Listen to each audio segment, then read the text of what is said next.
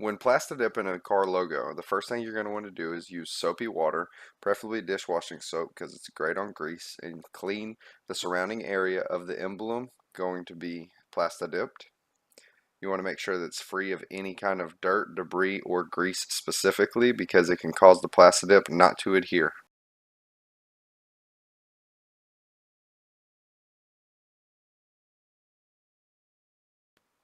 Once you've used soapy water to clean the surface of the emblem and the surrounding area of the emblem in which you're going to be plastidipping, you're going to want to use masking tape and paper to mask off the surrounding area so you can spray the emblem. And you want to make sure that you mask off enough of the area to where any overspray from the aerosol can won't get on the rest of the vehicle. Because if you do have overspray and it gets on something like a tail light or on a vehicle that's not black or same color as the Plastidip you're using, it will show and it can be a little difficult to remove if it hasn't been sprayed heavily repeatedly.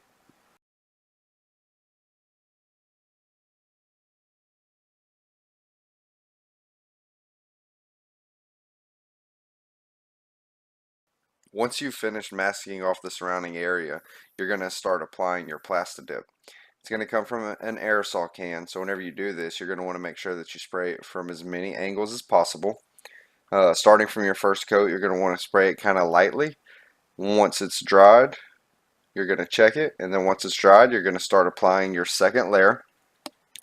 Now, whenever you apply your second layer, you're going to want this one to be a little more heavy, so that way you can coat as much as possible, and you're going to want to cover the same angles as before, from left, right, up, and down while you're going through and covering, and spray it on a little heavy, and you're going to want to let it dry.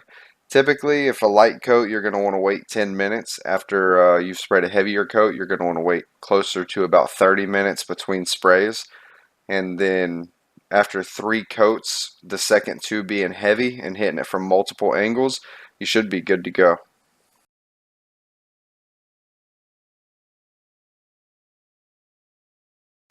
Once you've finished applying all of your layers of Plastidip, you're going to want to take something small, rather sharp, but soft, something like a plastic toothpick, and you're going to want to go around the emblem and try and separate the Plastidip from the surface of the vehicle away from the emblem. So whenever you get ready to start peeling the Plastidip and removing the mask, you can remove it from the surface without having to tear it off of the logo. So if you'll notice that as I go around, it's peeling together and it's coming directly off the surface of the vehicle, and it's leaving all of the Plastidip on top of the emblem, so that way whenever you finish,